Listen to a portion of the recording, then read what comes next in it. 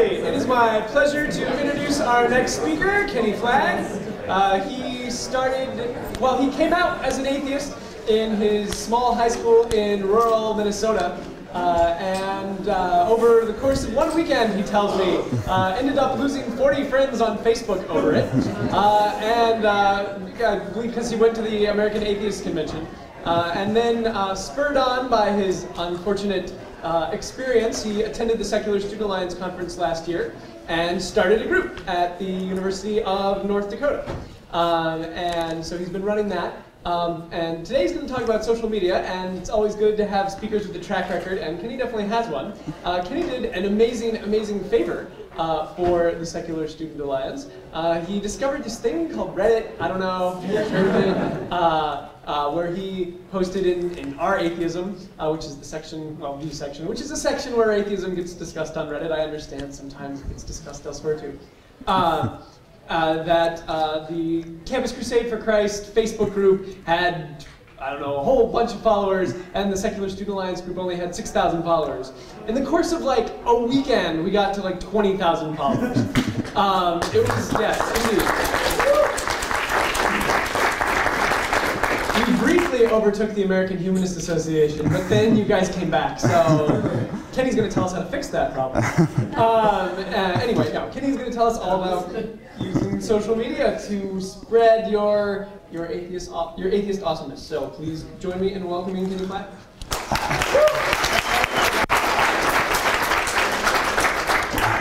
All right. Well, thank you, August. Yeah, as August said, I started an organization in North Dakota, and after meeting a few guys, putting up posters and then having them torn down, and going through that whole mess, we got a few leaders that wanted to actually pursue starting an organization in Grand Forks, and quickly realizing that the internet is what connected us all from the start. Posters could only do so much, and so we wanted to, within a year, have a voice online and create an online presence.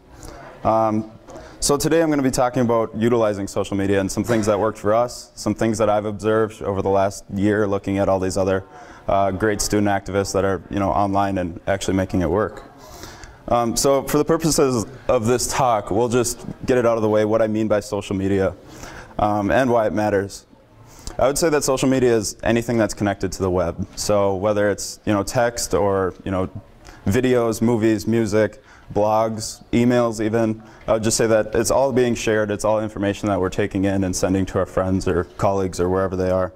And we should care because there's millions of people on the internet. As August had said, Reddit is probably one of the largest online communities for atheists. I think they hit 900,000 subscribed members. So we should care because there's atheists out there, and we need to actually take advantage of the tools that are at our fingertips. Then some more evidence for why social media is actually a legitimate tool. On the bottom left here we have Instagram, if you guys have heard of that. Facebook recently purchased it. It's a picture sharing service. Basically you can tag like your friends in it and take pictures of where you are, what you're doing.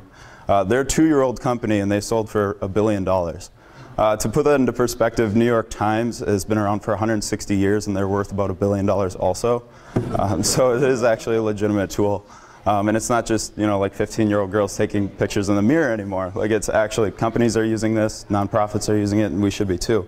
Another social network would be Google+. They got about 60 million members in 3 weeks. Granted, they have quite the advertising campaign being Google, but it is something to consider. Then another thing would be that atheists, in my experience, atheists own the internet. Like in the last year, I've experienced so much skepticism, like whether it's on Facebook and someone's claiming to have done something. There are skeptics out on the web, and we need to be finding them because last year I didn't know about groups like the Secular Student Alliance, but now I do because I saw it on Facebook. I didn't see it on in a book or a pamphlet that was randomly sent to my house. A mutual friend had shared something that I saw.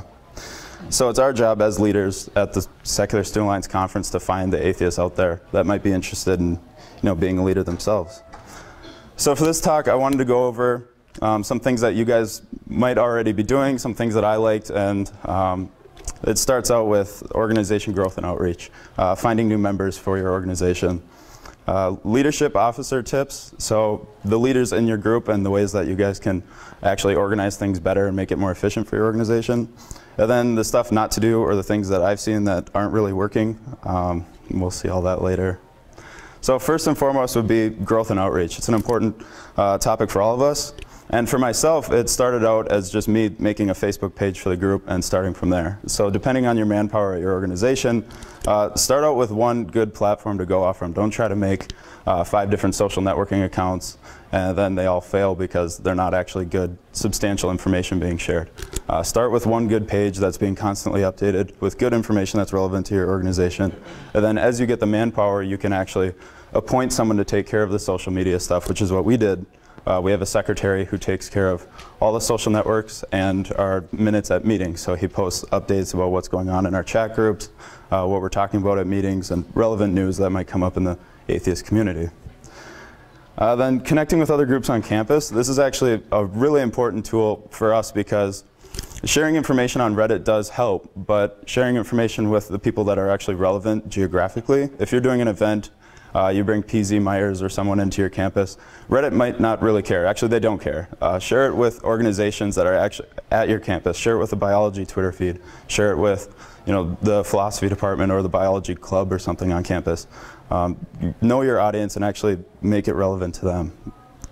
And then sharing photos, ideas, topical news, or relevant info. Change it up. Don't just have an actual just text status or something. Do pictures of events that you're doing. Do news articles or science advocacy videos. Actually change up your content and talk about it with your leaders in your organization and have kind of a group philosophy of what information you want to share. Where I'm located in Grand Forks, North Dakota, it's a more conservative area. We're definitely outnumbered as atheists in the community, so we're not really provocative with what we're sharing online. We're sharing more science advocacy type material as opposed to Muhammad comics and things like that, because that's the philosophy that we use and it works for us. So that's something to consider for your organization as well. Some examples of what I've seen that groups are really doing, like the Illini Secular Student Alliance. They have one of the best Twitter feeds or Facebook feeds that I've seen because they're constantly sharing news and information and pictures. They take so many damn pictures that I always know what's going on in their organization. And it's really neat because I don't actually have to go to their website to see the information. I'm lazy, I'm sitting on my Twitter or Facebook and I see, oh, they hosted an event and there's a bunch of pictures, and then I can go to their website from there. Most of the time when I'm keeping up on organizations, I don't go to their page right away. I see something in my Facebook or Twitter feed or whatever it is, and it comes to me, and then I go from there. Another thing would be like chat groups, being able to keep in touch with your organization or people that might be wanting to take part in your organization when you're not actually physically in contact with them. So things like Facebook groups and Google groups, they're an excellent way to actually have chat and share ideas and topical news between members. And I know that the Secular Student Alliance actually has a leader space group. I know my organization has a Facebook chat group, and there's countless other organizations that have them as well. Leaders, organizers, and executives. So there's all these tools out on the web, and a lot of times we are just bombarding our following with news and whatever, but we can actually utilize these tools for group organization. So when we host an event, my officers and I, instead of actually having to go to meet at the library, we can just pop up a video chat and then actually go over whatever documents we're changing for the event itself. So services like Google Drive here in the bottom left and Dropbox, you can actually share documents back and forth without actually having to print them out and physically meet with your officers. And it's actually a great tool. I used it for this talk to make sure that I would actually hit all the points that we did over the year. It's actually a useful tool.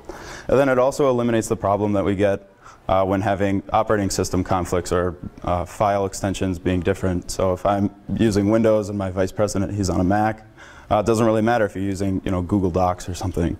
You can actually just be on the same account and the files actually transfer easily. And then the double-edged sword part. Try not only using social networking sites. My organization is a community group. It's, we have graduate students, undergrads, and a lot of people actually don't have social networking accounts. I don't know why. That's their deal, whatever. But Having an actual website that you can go to get information about who to contact for your organization, what events are coming up, email list or whatever. You should have a separate account besides just a Facebook with updated information. One of my favorites is the Harvard Humanist Project. They have an excellent website with slideshows and the whole 9 yards about everything going on in their group. Submissions on sites like Reddit and things, I hear a lot of belly aching about, why isn't my content getting upvoted?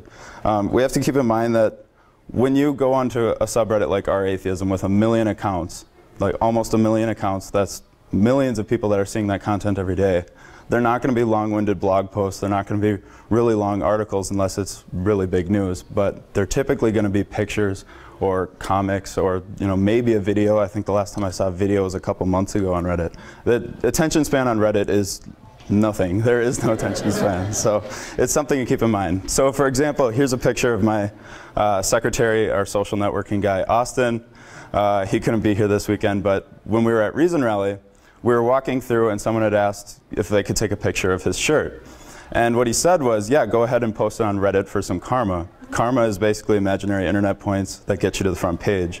And when you get to the front page on Reddit, you typically get 250,000 hits on the image, at least for the Our Atheism when there's 1 million subscribers. Other subreddits will get more or less depending. But what Austin actually did there was he told the guy to post it to Reddit and get some karma. So what the guy did, he said, I saw some guy and he said to post this for karma, and that was the title. And what he actually ended up doing was he related to the audience perfectly. And then within 12 hours that had 200,000 hits. And then within the comments section we were able to plug our organization and say, yes, we're at the University of North Dakota, and then people started emailing us for information about our group. So you can actually plug Reddit for your stuff, but it's probably not going to happen in the actual headline of whatever image or blog post you're sharing. So make sure that it is relevant to your the post. Some more things to look out for. I'm sure you guys have seen the power of social media with the Coney 2012. That was an excellent video in and of itself. It was like emotional porn is what I consider it. It makes you, if you watch that video, it makes you angry, it makes you sad, you want to do something about it. But what's scary is when you motivate people like that, they do things like this in the bottom left, like vandalize property. So you need to be considerate of how you're motivating people. If you're going to post things like Muhammad comics or something, you should take into account what that might make people do. And then also, the most obvious one would be to avoid spamming. It's really obnoxious. On the right here is a Facebook post that says, like this if you shower every day. That's not relevant to an organization. That's not relevant to any news. That's just spam. And it really doesn't matter how many likes. I mean, this thing got 20,000 likes, but is that really going to draw attention to your organization? Probably not. All right, before we get food, I'll just go over some things that that we should all be doing as for growth and outreach. Make sure that you have at least one good Facebook, whether it's Twitter. Just have one really good account with all the information about your organization and where they can get more information or contact you personally. Not everyone wants to sit on Facebook every day and message about like an upcoming event. You should have an external website or a blog that has a domain name for just your organization. My organization goes through our university. We get free hosting. A lot of state schools offer that. Or if you know someone in the computer science department, they can get you that service. And then as far as leadership positions and officers, you should be utilizing these tools for documentation purposes or saving the stuff coming up for your group. And then lastly, don't clutter my newsfeed with junk. It doesn't actually help your organization out.